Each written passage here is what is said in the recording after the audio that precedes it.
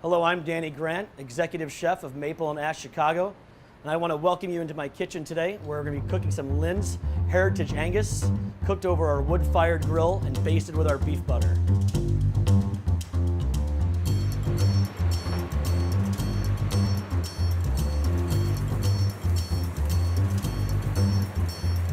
So for us at Maple and Ash, one of the things we really try to focus on is, well, I guess two things. One is cooking over a live open fire and also using an incredible product. So we use Meats by Lynn's Heritage Angus. For us, we find that it's just so perfectly marbled. It eats unbelievably tender and is a very consistent product for us at Maple and Ash. When we started working on this concept, we learned really quickly that one of the things about cooking a steak in a pan is that you're able to get a ton of pan sauces. You're able to add garlic, rosemary, a little bit of butter, red wine, and those kinds of things. But if I started putting that on a grill, I'd have a bigger fire than I even wanted. So we'd have some trouble there. So kind of what we came up with was a hybrid of being able to get the beautiful flavors of a wood-burning grill.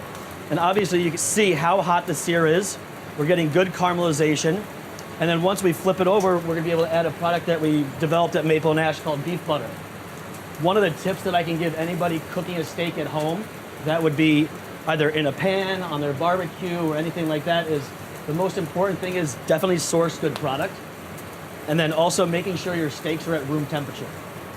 So right now, two of the steaks that we're featuring and that are gonna be available through Peapod is a beautiful dry-aged New York, and then a bone-in dry-aged tomahawk. And these are two steaks that we love serving at the restaurant and have tremendous feedback from our guests on these steaks. So another part of cooking steaks or proteins of this nature is that, I've talked about it already, we want to get that nice hot sear, but we also want to be able to get that hot sear and then remove it from the heat a little bit to let it continue to cook nice and slow. So it's not drying out a big section of the meat, and it's just getting you that nice, even cook throughout the steak. So this is the beef butter that we like to use on our steaks. And this is normally the time we like to just spread a little bit on the steak. It will want to flare up a little bit, but the burning and caramelizing of the garlic is something we desire and think eats really well.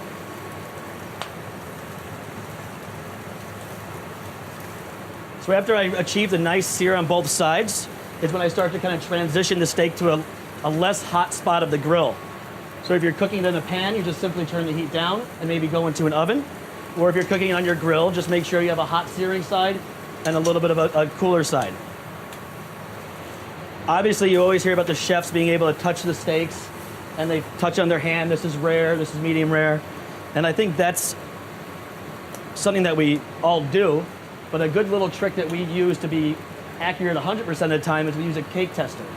And a cake tester is it is a cake tester for checking your brownies, for checking your cake or whatever, but it's a very small needle that we're able to put into the steak, and we're really just gauging how warm it is internally. So this, for me, this steak's a little bit rare still. I know it needs a little bit more time, and we'll let it slowly kind of tick away and get a little bit warmer.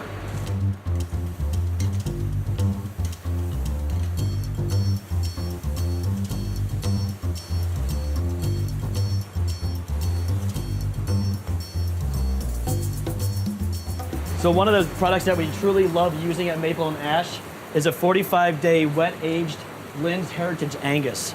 It cooks up beautifully, the marbling's wonderful, and it's just a very consistent product. I don't not want anybody coming to Maple and Ash, but one of the beauties of this project is that all of these things we're looking at today will be available through Peapod. So Lynn's Heritage Angus, Maple and Ash's beefed up butter, and it'll be a great package for you guys to be getting just delivered to your home at any time you want. So here we are, we're getting a little bit closer to where we want to be. Right now, I like to serve all of our steaks, ribeye, medium rare medium, New York's closer just to medium rare. And I'd say this one's just about right there. And we're gonna remove it from the heat and kind of let it just rest. Because if you take it off the grill right now and slice it, all the beautiful juices will just fall right out, and even a meat this good will end up eating dry.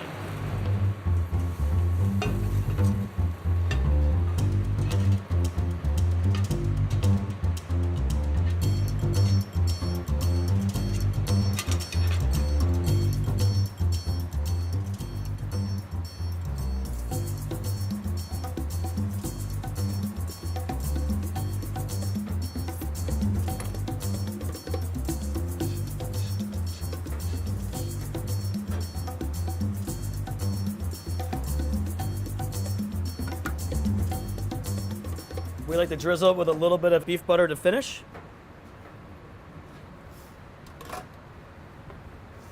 And then just some nice flakes, large Maldon sea salt. Cutting the meat against the grain is incredibly important so that it is able to keep the steak nice and tender and eating very juicy. Not bad cook, might have not been my first time, but a little Maldon salt and just a little drizzle of the beef butter. And voila.